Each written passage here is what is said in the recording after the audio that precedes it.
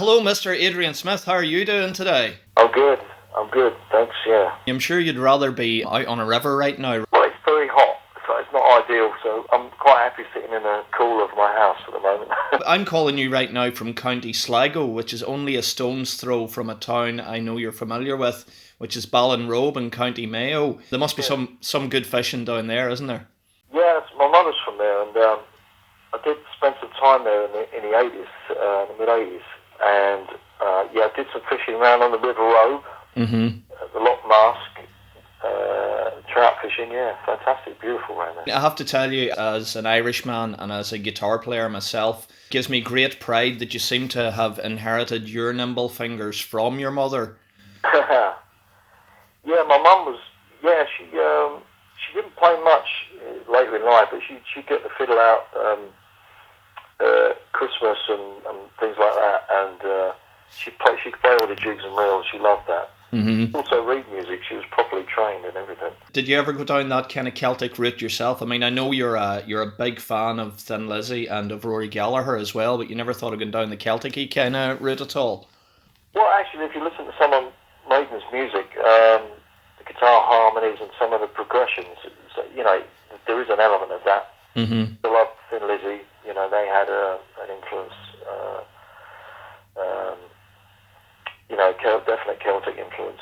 I mean, it kind of marries up well with metal, the Celtic thing, and also the stories, the folklore, and all that sort of stuff. You talk in the book about the first time you played with Dave Murray, and you did do Whiskey in the Jar, but you also covered Rosalie, I know you did, and I know you've done Massacre on one of the Maiden B-sides. Have you ever tackled any of the Rory stuff? Yeah, no, I was probably more of a Thin Lizzy fan, Gary Moore. I like Rory Gallagher, but Gary Moore and all the Thin Lizzy guitarists were one of my main influences.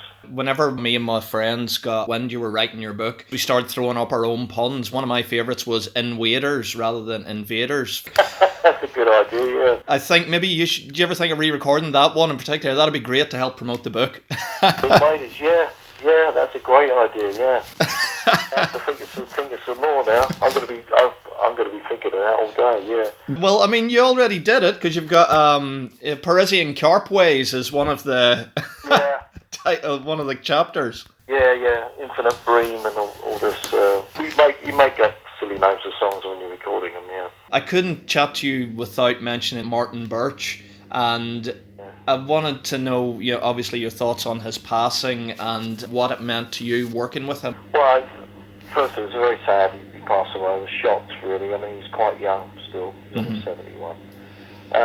Martin obviously did a lot of great bands, and before us he did Purple and Sabbath. And he was great. He was a bit intimidating at first because he had this big reputation. I'd never really been in the studio to do a proper album before. I mean, I could hardly eat in the week leading up to going in the studio. But he had an air of authority about him because of his reputation. He also was as he reminded us on many occasions, he was a karate black belt. His stories about that in the book, where if he had a few drinks after a session, he'd start doing his karate routine and practicing his kicks and his chops in the studio. And, you'd see all the roadies scurrying around, moving the guitars out of the way, in case he kicked the headstock off a vintage Les Paul or something. I'm always interested in the role of a producer. Now, you're coming in for the Killers album, and a song like Twilight Zone has such an unusual harmony pattern. The lower parts of that harmony, they're not conventional at all, with all that sliding up and down.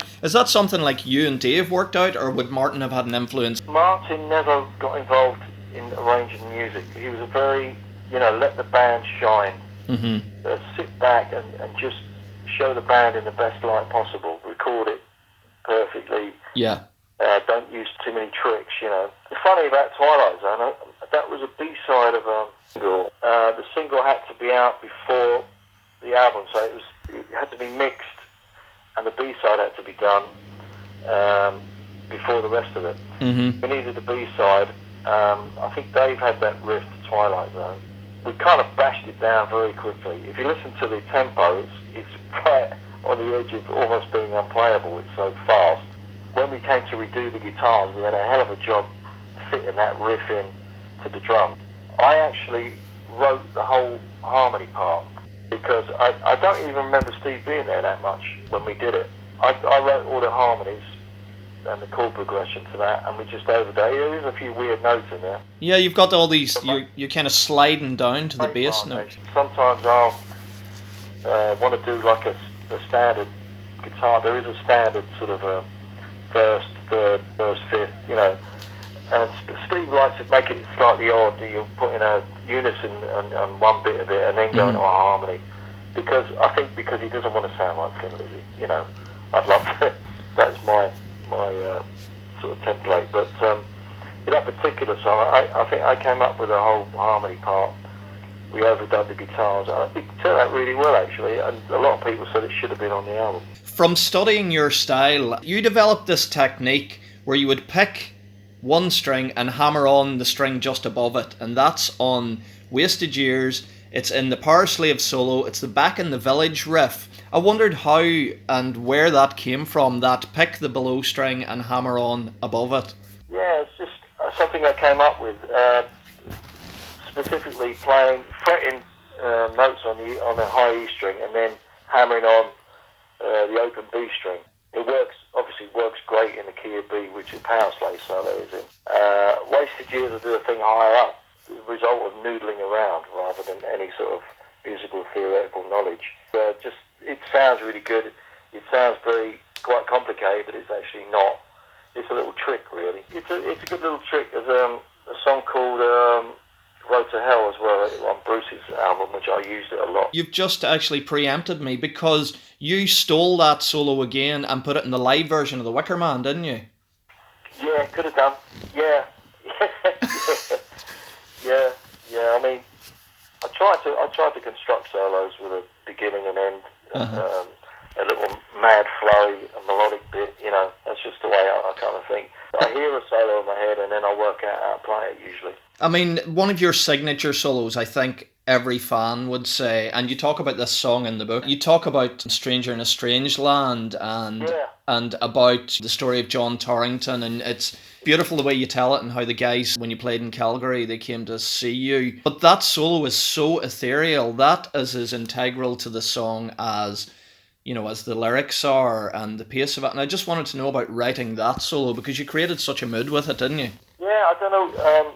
Used to rehearse in the Channel Islands in Jersey, and I was on my way to get a root canal done, and I was on my way back, and my face was throbbing, and it was pouring rain. I was looking out at the sea out of the back window of the cab, and I just came up, that riff popped right into my mind, and I couldn't wait to get back to my hotel. We had the whole hotel to ourselves. We had the gear set up there, and I worked the riff out, and it all went from there. The story was in the paper. It's just kind of a very moving story, but perfectly with a riff. This kind of this desolate kind of wasteland, and this sense of loss of hope, and it all sort of goes from there. And my playing is, I like to think, I try and feel stuff, and I like the space to play in it. And that was probably one of the first songs I was able to do that on that album, because a lot of the Maiden stuff up to then have been very fast and aggressive and heavy, But that actually allowed me a little bit of space to stretch out a bit. It's nice, So you got more scope in the writing. A lot of people wonder why it doesn't get played live, and you're probably going to say to me, well, we've a lot of songs, but the last time it was played live was 1999, and I mean, Wasted Years, it's great to see that coming back in, but a lot of people would place equal weight and love onto the Stranger song. Would you like to break that one out again? I would. It's difficult to put it in a set, because unless we do really fast stuff live, or we do very slow and dramatic stuff.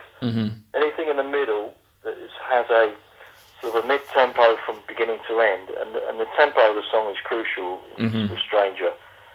Yeah, we tend to race with a lot of our songs, and most of it doesn't matter, it just adds to the excitement. But with that song, with the energy of the gig, sometimes it's hard to play live. Getting back to the book, you speak so eloquently and passionately about fishing.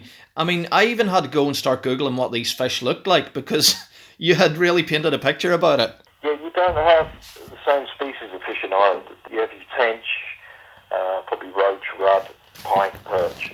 That's probably it. In England, we have the barbel and the carp, which are very popular sport fish. There's such a variety, and there's such a lot of water in England, and I grew up with it since I can remember. My dad took me religiously every Sunday, and I just got an appreciation for the countryside. Although we didn't start fishing in the country, we used to fish in town and by the gasworks. This horrible stretch of the Grand Union Canal, but there were these beautiful fish and these roach, they were just so colourful, and bright red fins and silver. I was absolutely fascinated, and the perch, beautiful fish from this horrible looking place, And then later on, we used to go out into Hertfordshire to go fishing, and that was like going on a holiday for me in the inner city. And I just grew to love being out in the outdoors and appreciating the countryside, The book obviously is Monsters of River and Rock, and it's about your fishing and your love of fishing, and also was bits thrown in about your career. But to me, it's also a travel book. You talk about these places like Tasmania, and I loved that whole trip across Calgary when you and Natalie, the first time you went, and across British Columbia. It's really evocative. You seem to love travel whenever you're not on the road. Well, I did then. It was all just a constant. I didn't really have a base in England at all in the 80s. Sometimes I used to crash at my parents'. I remember my parents moved house, and I'd only been there a few times, and when I went home from a long tour, I couldn't remember where it was. I didn't know the wrong doors. I just had no base. So you were sort of a bit of a nomad in those days, so you'd finish your tour, and then we decided to, just stay in North America and drive through Canada. And we just had the most incredible time, float planes, wilderness lakes, encounters with bears and moose and all these incredible things. I mean, I'm from Clapton, I'd never thought I'd see all this. It was just a real adventure. In that chapter, you told a little story about, picking up a few albums, and one of them being the Kim Mitchell album. But you alluded to the fact that I think the producer of that album you wanted to pick up for the ASaP album. So just wanted to get a little bit of your perspective on that album and what it was like recording it, what you were aiming for, and were you disappointed with its commercial performance? Yeah, it was a big step going out of Iron Maiden, It started off, we had a little fun project, Nico and I. We just started doing it. It was a period in the band when we had quite a bit of time. We had 6 months off, and Nick said, "I'm bored, do you want to play?" So we'd get together in London in the studio. And then we had my friend Andy Barnett, who used to play with FM, and Urchin, Dave Bucket Cornwall played with that company. Martin Connolly is another fishing friend of mine, he's in the book. And Dick Young, who used to be an Urchin, on keyboards. So, we started doing all this. We did a gig at the Marquee. There's a few bootlegs around. We did a couple of gigs. And then a few years later, I'd written some songs, and the guys encouraged me to do an album. He said, "Why don't you do an album?" And EMI were into it. But I wasn't really sure. I wasn't really sure what I wanted to do. I mean, I knew I wanted to do an album. But anyway, it was what it was. It kind of got taken over a little bit. It became a sort of a band thing rather than a solo album. But no, I'm proud of it. I mean, I wanted it to sound more produced. You know what I mean? Like, I kind of liked some of the 80s stuff at the time, the big fat snare drum and the reverb, which we never had on Maiden, It was all very dry and very, everything was under the microscope. I wanted a bit more of a bombastic production, and we certainly achieved that. I thought there were some good songs on it. On reflection, maybe we should have gone down a little bit more of a stripped-down approach, a bit less keyboards, a bit less reverb, and I think songs like Silver and Gold would have been sounded more like Free, than, American radio. But, I mean, I think it shocked the guys in Maiden a little. Well, it shouldn't have done, because Urchin wasn't a heavy metal band, But that really sort of set the pattern for the next year, and then I ended up leaving Iron Maiden. And, life's a journey, what can I say? While we're on this subject, because I wanted to touch on this, because I've heard this rumour, and maybe you can put it to rest or confirm it. Were you in contention for Def Leppard when Steve Clark died? Well, I was, yeah. Yeah, I was, yeah. I'm not sure. I want to write more books. So that might be in my next one. There's a whole story about that.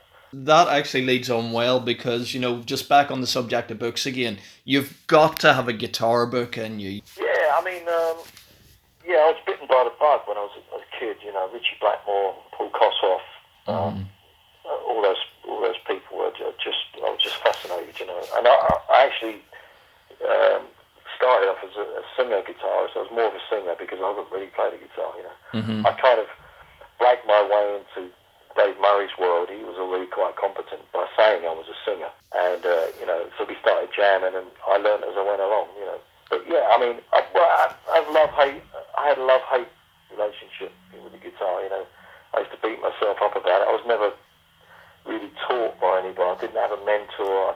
It was all self-taught. And don't forget, at the time when I joined Maiden, we were going out with Judas Priest. We had Yngwie Malmsteen open up for us, Michael Schenker, and I was thinking, my God, I grew up idolising Michael Schenker, and he's opening up for me. I had this sort of bit of insecurity about it.